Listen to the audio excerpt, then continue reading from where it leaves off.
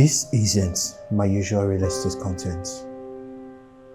From the beginning of time, systems were created to support man, to make the struggles of life a little more bearable. The road was never promised to be easy, but at least the system was meant to push us forward and not to drag us down. Sadly, in Nigeria, the same system that was meant to save us is the same system killing us, fueled by nothing but just greed and selfishness. As a creative in Nigeria, it feels like the system wakes up every day with one mission: to bully me into giving up. Instead of being an ally, it has become an enemy. It's a constant battle between me and the system.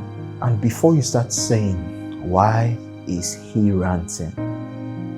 This isn't just a rant. This is a cry for change. It feels like the Nigerian system is kneeling on my neck, choking every dream and restricting every breath. Honestly, to survive here as a creative, you need extra hands, extra legs, and maybe an extra lungs. We should honestly win an award for being a country that suffers and still manage to smile. Let me tell you what happened to me recently. So I'm not going to call any names for obvious reasons. I still like my head on my shoulders. So someone has been trying to get some gadgets down to Nigeria from the US. It's an essential tool to actually boost our content production for real estate here in Nigeria regarding this, our new YouTube channel. Now, the first attempt, which was on March 21st, it didn't come true. For no reason, the shipping didn't just come to me. So he decided to make another attempt again, now using a different courier service, this time FedEx. Now the package left the US safely. Shout out to FedEx for that.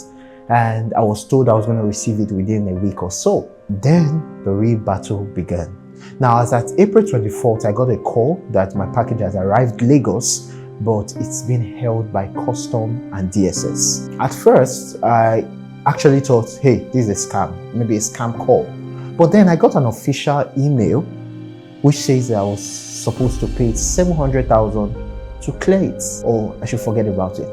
700,000 for an item that weighs less than 2 kg. Mind you, the payment for shipping this down to Lagos was over $550. Thinking it was going to cover everything, which I later discovered that I could have used half of that amount to ship it down to my doorstep, and it's eventually going to cover any fees, either from custom or security bodies. Because apparently nobody thought it wise to mention an extra fee at the beginning of the transaction, before it left the US to Nigeria, just so we'll be aware if we should proceed with that option or try another route. So at that point, after hearing that I could have used half of that amount in bringing it down to my doorstep, I felt, okay, I think I've been scammed by FedEx. By this point, we're already at their mercy. So I dragged myself to FedEx office at international airports. Unfortunately, I was not able to record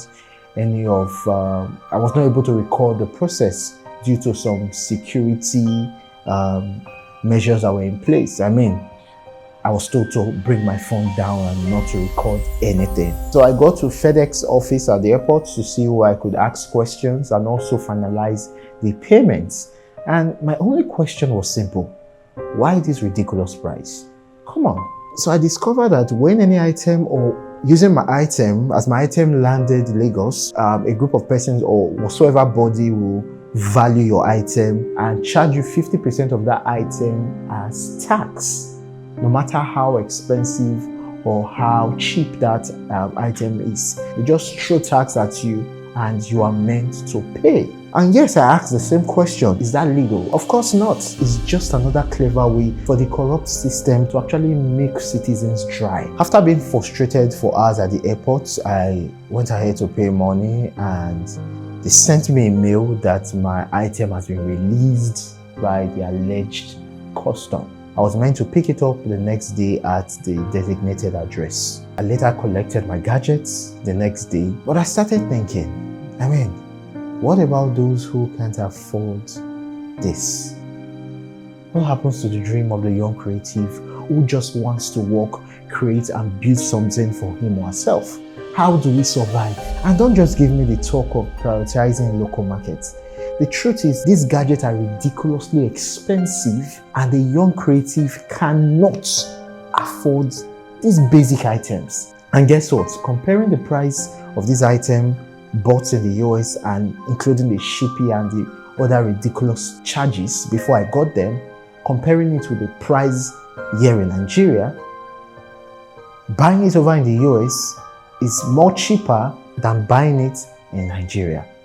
Yes, I got my gadgets today, but the experience left me with a very bitter taste. It has been an exhausting and disheartening week.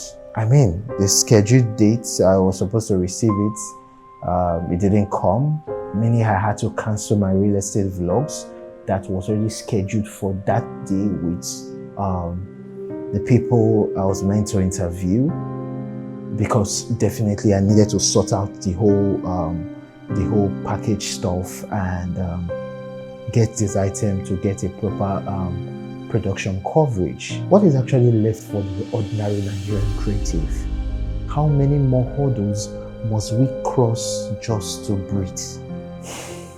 In my next video, I will be unboxing my brand new DJI Osmo Pocket 3, DJI Mini 4K drone, and the DJI Mic Mini. These tools will help us take our content game to the next level. And yes, more real estate videos are dropping this week too.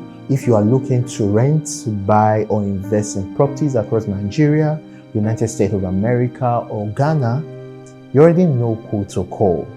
Our links are in the description below. Thanks for listening to this one, and thanks for standing with every creative fighting to breathe. I'll see you in the next video.